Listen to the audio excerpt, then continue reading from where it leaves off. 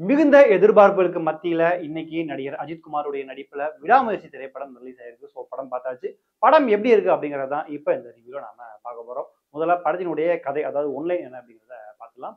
த்ரிஷா மற்றும் அஜித் இவங்க 2 பேருமே கல்யாணம் பண்ணிட்டு ஒரு அமைதியான வாழ்க்கைய வாழ்ந்துட்டு இருக்காங்க. ஒரு 12 வருஷத்துக்கு பிறகு இவங்களுடைய வாழ்க்கையில வந்து ஒரு பிரேக் தேவைப்படுது இவங்களுக்கு. அதாவது நாம பிரிஞ்சிடலாம் அப்படின்னு த்ரிஷா முடிவு எடுக்குறாங்க. ஆனா இதுல அஜித் குமார் அவர்களுக்கு விருப்பம் இல்ல. இருந்தாலும் அவர் கேட்டு பார்க்குறாரு. இருந்தாலும் அவங்க கன்வின்ஸ் ஆகல. இவங்களுக்கு வேற ஒருத்தரோட அஃபேர் இருக்கு அப்படின்ற மாரி அவங்களே சொல்லிட்டாங்க.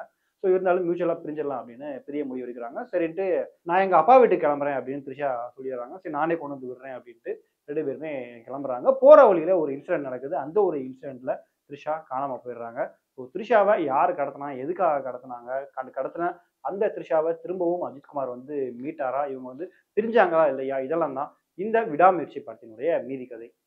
படத்தினுடைய ஹீரோ நம்ம அஜித் குமார் அவர்கள். அவருக்கு படத்தினுடைய ஆரம்பத்திலேயே பத்மபூஷன் விருது வாங்கினதுக்கு பாராட்டுக்கள் அப்படின்னு படக்குழு சார்ல ஒரு மிகப்பெரிய ஒரு தேங்க்ஸ் கார்டு மாரி ஒண்ணு போடுறாங்க. அப்பவே தியேட்டர்ல அந்த ஒரு வைப் ஆரம்பிச்சிருது. ஸோ படம் முழுக்க அவர் தான் ஹீரோ. அவர வச்சு தான் படம் முழுக்க அப்படியே டிராவல் ஆகுது. படம் முழுக்க இப்ப பிரசன்ட்ல இருக்கிற மாரியான ஒரு சால்ட் அண்ட் பெப்பர் ஹேர் ஸ்டைல்ல வராரு. நடுவுல அவரு கண்ணாடி மாட்டிக்கிட்டு ஒரு ஃபேமிலி மேனா வர காட்சிகளாகட்டும். அது மட்டும் இல்லாம இவங்க ஆரம்ப காலத்துல, அதாவது இவங்க 2 பேருக்கும், த்ரிஷாக்கும் அஜித் குமார் இவங்க 2 பேருக்கும் வரையில கூட இந்த கல்யாண போர்ஷன் அதெல்லாம் வரும்போது, அதாவது அப்போ ஒரு லுக்லயும் அவர் வராரு. ஸோ படம் முழுக்க அவர் தான் பயங்கரமா ஸ்கோர் பண்ணியிருக்காரு. அவருடைய பிரசன்ஸ், நடிப்பு எல்லாமே நல்லது. குறிப்பா ஸ்டண்ட் காட்சிகளாகட்டும், ஒரு மலையில இருந்து அப்படியே கீழ உருண்டு விழுவாரு. இந்த மாதிரியான காட்சிகள்லாம் அஜித் அவர்கள் பயங்கர ரிஸ்க் எடுத்து நடிச்சிருக்காரு. அவருடைய நடிப்ப நம்ம ஸ்க்ரீன்ல பார்க்கும்போது, "அப்பா! இந்த வயசுலயும் மனுஷன் இப்படி நடிக்கிறாரே!" அப்படின்ட்டு பாராட்டப்பட வைக்குது. அந்த அளவுக்கு தன்னுடைய முழு உழைப்பையுமே கொடுத்து அஜித் அவர்கள் நடிச்சிருக்காரு. அதே மாரி ரேஸ் காட்சிகளாகட்டும், அவருக்கு ரேஸ் பத்தி நம்ம சொல்லி தர தேவையில்ல. அந்த அளவுக்கு ரொம்பவும் அக்யூரேட்டா பல காட்சிகள ஓன் ரிஸ்க் எடுத்து பண்ணியிருக்காரு. என்ன ஒரு சின்ன குறை அப்படின்னு பார்த்தீங்கன்னா, அந்த ஃபிளாஷ்பேக் போர்ஷன்ல, அதாவது இவங்க 2 பேருக்குமே கல்யாணம் ஆகக்கூடிய அந்த ஒரு காட்சியில வந்து அஜித் அவர்களுடைய ஃபேஸ் பார்க்கும்போது ரொம்பவும் வயசான ஒரு லுக்க வந்து அது குடுத்திருக்கு. இப்ப லைவ்ல இருக்கிற லுக் கூட ரொம்பவும் நல்லா இருந்தது. ஆனா அந்த லுக் பார்க்கும்போது ரொம்பவுமே செயற்கைத்தனமா ரொம்பவும் வயசான ஒரு லுக் மாரி அத காமிச்சிருந்தாங்க. அத கொஞ்சம் இன்னும் கொஞ்சம் மெருகேற்றிருந்திருக்கலாம். இல்ல இன்னும் கொஞ்சம் பெட்டரா கூட பண்ணியிருந்திருக்கலாம் அப்படின்னு வந்து. மத்தபடி அஜித் அவர்கள் பயங்கரமா ஸ்கோர் பண்ணியிருக்காரு. நடிப்பு, எமோஷன், குறிப்பா ஒரு காட்சிலலாம் அப்படியே வெடிச்சு அழுவாரு பாருங்க. அப்படியே தியேட்டர்ல இருக்க எல்லாருமே கண்கலங்க வச்சுட்டாரு. த்ரிஷா அஸ் யூசுவல் அவங்க ஒரு ஹீரோயினா வந்துட்டு போயிருக்காங்க. பெருசா காதல் காட்சிகள மட்டும் தான் அவங்க வந்துட்டு போறாங்க. அவருக்கும் அஜித்துக்குமான அந்த ஒரு கெமிஸ்ட்ரி படத்துல நல்லாவே ஒர்க் அவுட் ஆயிருக்கு. அத தவிர்த்து த்ரிஷாவுக்கு பெருசா நடிக்கிறதுக்கான ஸ்கோப் கிடையாது. ஏன்னா அவங்க தான் கடத்திடுறாங்க அப்படின்றதுனால பெருசா ஸ்கோப் கிடையாது. அந்த காதல் காட்சிகள த்ரிஷா தன்னுடைய வேலைய சரியா பண்ணிட்டு போயிருக்காங்க. ஆக்ஷன் கிங் அர்ஜுன் இந்த படத்துல திரும்பவும் ஒரு வில்லன் அவதாரம் எடுத்திருக்காரு. ரொம்பவும் ஸ்டைலிஷான ஒரு வில்லனா இந்த படத்துல அவர நாம பார்க்க முடியுது. ஆரம்பம் முதலே அவருடைய நடிப்பு வந்து நல்லா இருந்தது. பட் இதுக்கு முன்னாடியே அவர் நம்ம நெறைய படங்கள்ல வில்லனா பார்த்துட்டோம் அப்படின்றதுனால நமக்கு அது புதுசா தெரியல. அவருடைய லுக் நல்லா இருந்தது. கிளைமாக்ஸ்ல அஜித்தும், அர்ஜுனும் போடக்கூடிய அந்த ஒரு சண்டை காட்சி பார்க்கறதுக்கே நல்லா இருந்தது. இத விட அதிகமா இம்ப்ரெஸ் பண்ணது யாரு அப்படின்னு பார்த்தீங்கன்னா, ரெஜினா தான். ரெஜினாவுடைய கேரக்டர் வந்து கிட்டத்தட்ட ஒரு சைக்கோ தனமான ஒரு கேரக்டர். அந்த சைக்கோ தனத்த காட்டுறதுக்காகவே சில சீன்ஸ் வச்சிருந்திருப்பாங்க. அதெல்லாம் பார்க்கறதுக்கு செம்மையா இருக்கு. அது மட்டும் இல்லாம அர்ஜுன் வந்து ரெஜினாவ ஃபர்ஸ்ட் டைம் பார்க்கும்போது ரெஜினாக்கு ஒரு ஷாட் வச்சிருப்பாங்க. அப்படியே அது அந்த லுக்க பார்த்த உடனே அவர் இம்ப்ரெஸ் ஆயிருவாரு. கிட்டத்தட்ட நாமளும் அந்த ரெஜினாவ அப்படி பார்க்கும்போது நாமளும் இம்ப்ரெஸ் ஆயிரோம்னா பார்த்துக்கோங்க. அந்த அளவுக்கு அழகாவும் இருக்காங்க. அழகாவும் நடிச்சிருக்காங்க. ஒரு பயங்கர ஸ்கோர் பண்ணியிருக்காங்க இந்த படத்துல அப்படின்னு நம்ம சொல்லலாம். ஆரவ் இந்த படத்துல ஒரு செகண்டரி வில்லனா வராரு. அவருமே ஆரம்பத்துல இருந்து நம்ம பார்க்கும்போது இரிட்டேட்டிங்கான ஒரு கேரக்டரா நமக்கு வந்துகிட்டே இருக்காரு. ஏன்னா படத்துடைய ஆரம்பத்துல இருந்து எண்ட் வரைக்கும் அவருமே டிராவல் பண்ணிட்டு வராரு. ஒரு சில கேரக்டர்லாம் நம்ம படம் பார்க்கும்போது செம்ம இரிட்டேட் ஆகும். அதாவது ஹீரோ வந்து நோண்டிக்கிட்டே இருப்பாங்க பார்த்தீங்களா? அந்த மாரி அஜித் சார் நோண்டிக்கிட்டே இருக்கக்கூடிய ஒரு கேரக்டர் தான் ஆரவ். இப்போ படம் பார்க்கும்போது ஆரம்பத்துல இருந்தே இந்த ஆரவ் மீது நமக்கான ஒரு எரிச்சல் வந்துருது. போக போக அவருமே அது நல்லா நமக்கு மெருகேத்துற மாரி செம்மையா பண்ணியிருக்காரு. குறிப்பா அஜித் அவர்கள நல்லா அடிச்சு பயங்கரமா நடிச்சிருக்காரு. ஒரு நல்ல கேரக்டர் குடுத்துருக்காங்க. அதையும் பயங்கரமா யூஸ் பண்ணியிருக்காரு. ஸோ இவங்க தான் படத்துல அதிகமா ஸ்கோர் பண்ணியிருக்கிறது. இத தவிர்த்து இன்னும் சில நடிகர்கள் நடிச்சிருக்காங்க. எல்லாருமே தங்களுடைய வேலைய சரியா பண்ணியிருக்காங்க. இயக்குனர் மகிழ் திருமேனி இந்த திரைப்படத்த டைரக்ட் பண்ணியிருக்காரு. கிட்டத்தட்ட 2 வருட உழைப்பு அப்டின்னே சொல்லலாம். படக்குழு அந்த அளவுக்கு கஷ்டப்பட்டு எடுத்திருக்காங்க. இந்த படம் வந்து பிரேக் டவுன் படத்தினுடைய தழுவல் தான் அப்படின்னு சொல்லப்பட்டாலும், நாங்க பிரேக் டவுன் படம் பார்க்காம தான் இந்த படத்த பார்த்தோம். ஸோ எங்களுக்கு இந்த படம் வந்து ஃப்ரெஷ்ஷா தான் தெரிஞ்சது. மேபி பிரேக் டவுன் படம் பார்த்தவங்களுக்கு இந்த படம் எப்படி இருக்கு அப்படிங்கிறது தெரியல. மேபி நீங்க பிரேக் டவுன் படம் பார்த்துட்டு இந்த விடாமுயற்சி பார்த்தீங்க அப்படின்னா, உங்களுக்கு எப்படி இருந்துச்சு அப்படின்றத நீங்களும் கீழ கமெண்ட்ல சொல்லுங்க. ஸோ படத்தினுடைய திரைக்கதை மகிழ் திருமேனி அவருடைய படங்கள் எப்பவுமே எப்படி டைரக்ட் பண்ணுவாரோ, அதே மாரி தான் ஃபர்ஸ்ட் ஹால்ஃப் வந்து உங்களுக்கு கொஞ்சம் ஸ்லோவா போகுது. படத்தினுடைய முதல் ஒரு 1/4 மணி நேரம் நினைக்கிறேன். கிட்டத்தட்ட உங்களுக்கு லவ் போர்ஷன் தான். இவங்க காதல் எப்படி ஆரம்பிச்சது? எதனால இவங்க பிரியிறாங்க? அப்படின்ற அந்த ஒரு காதல் காட்சிகள்லயே உங்களுக்கு முதல் ஒரு 20 நிமிஷத்துக்கிட்ட போயிருது. அதுக்கப்புறம் தான் படமே ஆரம்பிக்குது. படத்தினுடைய ஸ்க்ரீன் பிளே ஃபர்ஸ்ட் ஹால்ஃப் வந்து உங்களுக்கு கொஞ்சம் ஸ்லோ தான். அடுத்து என்ன? அடுத்து என்ன? அப்படின்ற ஒரு பரபரப்புலாம் எதுவுமே இல்ல உங்களுக்கு. ரொம்பவும் ஸ்லோவா தான், செட்டிலா தான் கொண்டு போறாங்க. ஃபர்ஸ்ட் ஹாஃப் டியூரேஷன் கொஞ்சம் அதிகம் அப்படின்னே சொல்லலாம். செகண்ட் ஹால்ஃப் தான் உங்களுக்கு கொஞ்சம் என்கேஜிங்கா விறுவிறுப்பா போகுது. ஏன்னா ஃபர்ஸ்ட் ஹால்ஃப் வரைக்கும் ரொம்பவும் அமைதியா தான் அஜித் அவர்கள் இருக்காரு. செகண்ட் ஹால்ஃப்ல தான் அவருக்கு அந்த ஒரு வேகம் இருக்குது. அவரும் நிறைய ஆக்ஷன் காட்சிகள் வருது. ஸோ செகண்ட் ஹாஃப் வந்து கொஞ்சம் ஸ்பீடா போயிருச்சு. ஸ்க்ரீன் பிளே கொஞ்சம் ஸ்லோவா தான் போகுது. பட் இருந்தாலுமே உங்களுக்கு பார்க்கும்போது கொஞ்சம் என்கேஜிங்கா அங்கங்க வச்சிருந்திருக்காங்க. அனிருத்தினுடைய பேக்ரவுண்ட் ஸ்கோர் மற்றும் பாடல்கள் இந்த படத்துல பயங்கரமா ஒர்க் அவுட் ஆயிருக்கு அப்படின்னே சொல்லலாம். குறிப்பா அந்த சவதிகா பாடல் இந்த படத்துல அந்த ஒரு பாட்டு தான் நீ என்ஜாய் பண்ற மாதிரி இருக்கு அப்படின்னு படத்தோட ஆரம்பத்திலேயே அந்த ஒரு பாட்டை போட்டு விட்டாங்க.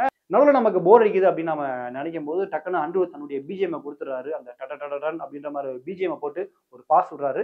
அந்த பாஸை ரசிகர்கள் யூஸ் பண்ணிக்கிறாங்க. கரெக்டா இவங்க அஜித்தே கடவுளே அஜித்தே அப்படின்ற மாதிரி தேட்டர்ல அந்த கடவுளே அஜித்தே கோஷம் வந்து ஓடிட்டே இருக்கு. அதுக்கு மிக முக்கிய காரணம் அனிருத்தினுடைய அந்த ஒரு பேக்ரவுண்ட் ஸ்கோர் தான். பத்திக்குச்சி சாங்குமே சரி, ஒரு மெலடி பாட்டு ஒரு பாட்டு வருது. அந்த பாட்டுமே சரி எல்லாமே நல்லா கம்போஸ் பண்ணியிருக்காரு அனிருத். பேக்ரவுண்ட் ஸ்கோர் படத்துல ஒரு மிக முக்கியமான ரோல் ப்ளே பண்ணியிருக்கு அப்படின்னே நாம சொல்லலாம். அதுவும் இல்லாம படத்தினுடைய ஒளிப்பதிவு ஆகட்டும், அந்த ஆர்ட் டைரக்ஷன் எல்லாமே நல்லா பண்ணியிருக்காங்க. படத்தினுடைய பிளஸ் என்ன அப்படின்னு கேட்டீங்கன்னா, அந்த கண்டினியூட்டி தான். ஏன்னா அந்த படம் வந்து த்ரூ அவுட் நடக்கக்கூடிய ஒரு கதை தான்.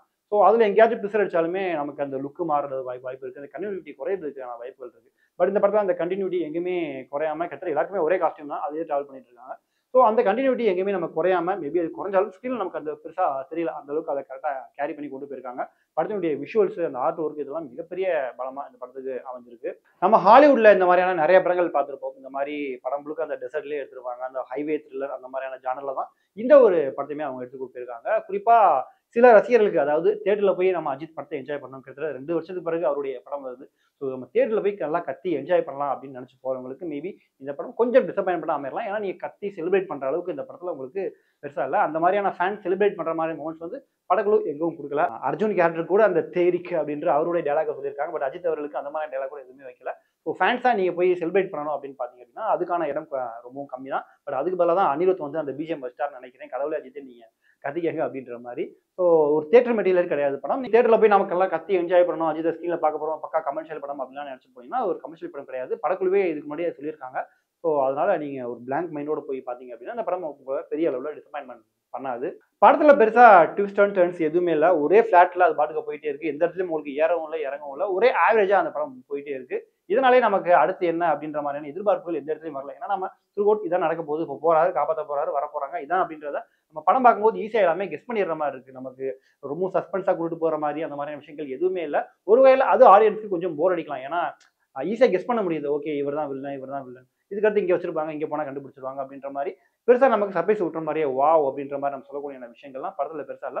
ஒரு ஃபிளாட்ல அது பாட்டுக்கு நேர்கோட்டில் அது பாட்டுக்கு படம் போயிட்டே இருக்கு. கிளைமேக்ஸ் பார்க்கும்போது தான் டக்குன்னு ஒரு சிரிப்பு வந்துச்சு. அதாச்சும் அந்த கிளைமேக்ஸ் சீன்ல வந்து ஒரு இன்சிடென்ட் நடக்கும். அந்த இன்சிடென்ட் பார்க்கும்போது எம்டன் மகன்ல ஒரு ஒரு சீன் வரும். வடிவேல் வந்து தன்னுடைய அப்பா பணத்தை எரிச்சிட்டீங்களே அப்படின்ட்டு இது பண்ணுவாரு. அப்ப அந்த கேரக்டர் சொல்லுவாரு, எப்பா இது முந்தா நேத்து செத்து போன சாந்தி, அவங்க உங்க அப்பா அங்க இருக்காரு அப்படின்னு.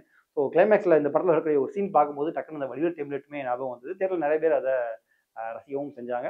மொத்தத்துல இந்த விடாமுயற்சி திரைப்படம் எப்படி இருக்கு அப்படின்னு கேட்டீங்கன்னா, ஒரு நார்மலான ஒரு த்ரில்லர் திரைப்படம் தான். நீங்க பெரிய அளவுல எதிர்பார்ப்பு எதுவுமே இல்லாம போனீங்க அப்படின்னா, இந்த படம் உங்கள டிசப்பாயின்ட்மென்ட் பண்ணாது. ஏன்னா இந்த மாதிரியான படங்கள் இதுக்கு முன்னாடி ஹாலிவுட்ல நாம நிறைய படங்கள் பார்த்திருக்கோம். தமிழ் சினிமாவுக்கு இந்த படம் முற்றிலும் புதுசு. அதுவும் அஜித் ரசிகர்களுக்கு, தமிழ் சினிமா ஆடியன்ஸ்க்குலாம் கண்டிப்பா ஒரு ஃப்ரெஷ்ஷான படம் அப்படின்னே சொல்லலாம். படத்துல அங்கங்க சில குறைகள் இருந்தாலும் படம் வந்து உங்கள நாட் பேட் அப்படின்னு எந்த இடத்துலயுமே சொல்ல வைக்கல. சில ரிவ்யூஸ்லாம் நம்ம பார்க்க முடியுது. விடாமுயற்சி, வீணா போன முயற்சி, இது வீணான முயற்சி அப்படின்ற மாதிரிலாம். பட் அந்த அளவுக்குலாம் எதுவுமே கிடையாது. ஒரு டீசென்ட்டான முயற்சி தமிழ் சினிமாவுல ஒரு குறிப்பா அஜித் மாரியான ஒரு முன்னணி நடிகர் இந்த மாதிரியான கதைக்களத்த எடுத்து பண்றதுக்காகவே கண்டிப்பா நாம பாராட்டலாம். மகிழ் திருமணியுடைய ஒர்க்கு, அனிருத்துடைய பிஜிஎம் அப்படின்னு எல்லாருமே ஒரு ஃபுல் எஃபர்ட் குடுத்துருக்காங்க. ஸோ கண்டிப்பா இந்த படம் தியேட்டர்ல உங்கள டிசப்பாயின்ட்மென்ட் பண்ணாது. நீங்க நம்பி படத்துக்கு போகலாம். ஆனா பெரிய எதிர்பார்ப்பு எதுவுமே இல்லாம போங்க. ஏன்னா இது ஒரு கமர்ஷியல் படம் கிடையாது. ஒரு நல்ல கன்டென்ட் படம் அப்படின்னு சொல்லலாம். குறிப்பா இப்ப கல்யாணம் நிறைய பேர் இந்த டைவர்ஸ் அப்படின்ற ஒரு விஷயத்த பத்தி பேசிட்டு இருக்காங்க. இந்த படத்துலயும் அத பத்தி தான் பேசுறாங்க. பட் 2 பேருமே பிரிய ட்ரை பண்ணி கடைசியில எப்படி ஒண்ணு சேர்றாங்க? அவங்களுடைய அன்பு எப்படி ஒண்ணு சேர்க்குது? அ ஒருத்தவங்க நம்மள பத்தி தப்பாவே சொன்னாலுமே, "அல்ல என் வீட்டுக்காரர் அப்படி இல்ல. என்னோட ஒய்ஃப் அந்த மாரி இல்ல." அப்படின்ட்டு ஒரு நம்பிக்கை இருக்கும் பார்த்தீங்களா? அந்த மாதிரியான விஷயங்களுமே இந்த படத்துல காட்சிப்படுத்தியிருக்காங்க. ஸோ இந்த விடாமுயற்சி படக்குழுவுடைய விடாமுயற்சிக்காகவே நாம கண்டிப்பா பார்க்கலாம். உங்களுக்கும் பெரிய அளவுல போர் அடிக்காம ஒரு என்கேஜிங்கா போகக்கூடிய ஒரு திரைப்படம் தான். நீங்களும் தியேட்டர்ல போய் படத்த பாருங்க. பெரிய எதிர்பார்ப்பு இல்லாம போய் பாருங்க. ஸோ மத்தபடி நீங்க இந்த படத்த யாராவது பார்த்தவங்க இந்த ரிவ்யூ பார்க்குறீங்க அப்படின்னா, உங்களுக்கு படம் எப்படி இருந்தது அப்படின்ற உங்களுடைய கருத்துக்கள மறக்காம கீழ கமெண்ட் பண்ணுங்க.